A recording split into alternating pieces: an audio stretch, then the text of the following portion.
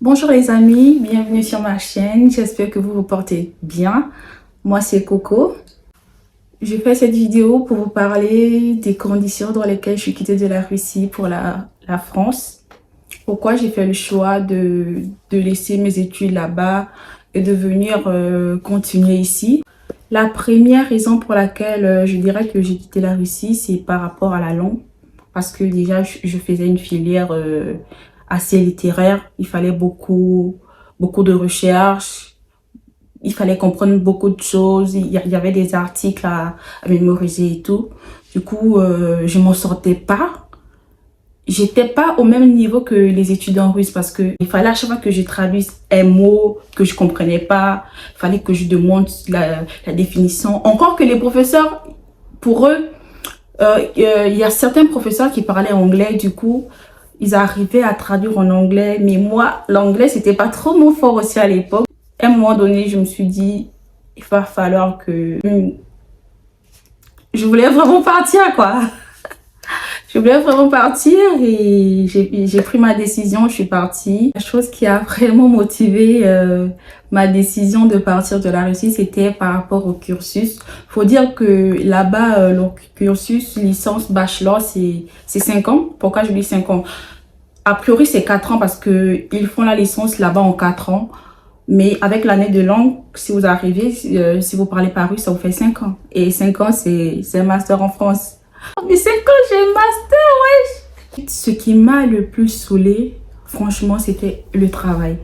Étant étranger, en plus étudiant en Russie, bon, je sais pas si après moi ça a changé, mais franchement, quand je suis arrivée, c'était comme ça, il fallait un permis de travail. Ouais, je pense qu'il fallait un permis de travail à l'époque. Et malgré ça, pour quand t'embauches, c'était compliqué en fait, on voit ta couleur de peau. Vous vous rendez compte qu'il y avait des...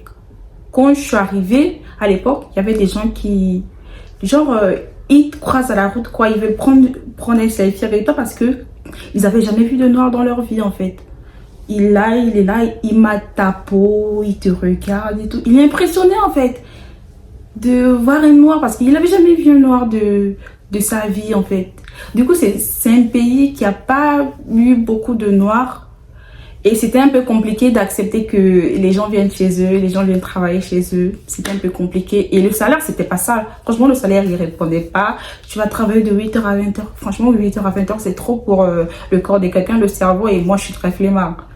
Moi, travailler, si je travaille, c'est que genre, je suis payée à 1 parce que je suis quelqu'un, je suis très flemmard et tout. Mais bon, j'ai essayé une fois, deux fois. Franchement, pour le salaire, ça valait pas le coup pour moi. Je tenais à vous partager cette petite expérience que j'ai eue là-bas. Tout le monde n'a pas le même vécu. Ce que j'ai trouvé de pas bien pour moi. Il y en a d'autres qui sont sortis là-dedans, qui ont obtenu leur diplôme, qui sont restés, qui ont travaillé là-bas, qui sont rentrés dans leur pays, qui ont fait des gosses, qui s'en sortent pas mal. Du coup, à chacun, comment on va dire, à chacun son expérience, quoi. N'hésitez pas à partager, commenter, liker et surtout de vous abonner si la vidéo vous a plu pour plus de vidéos sur le sujet, sur la France, sur la Russie, sur les étudiants et sur mon expérience. Et aussi, posez-moi toutes vos questions, je vais répondre. I could do this for hours, sit and talk to you for hours.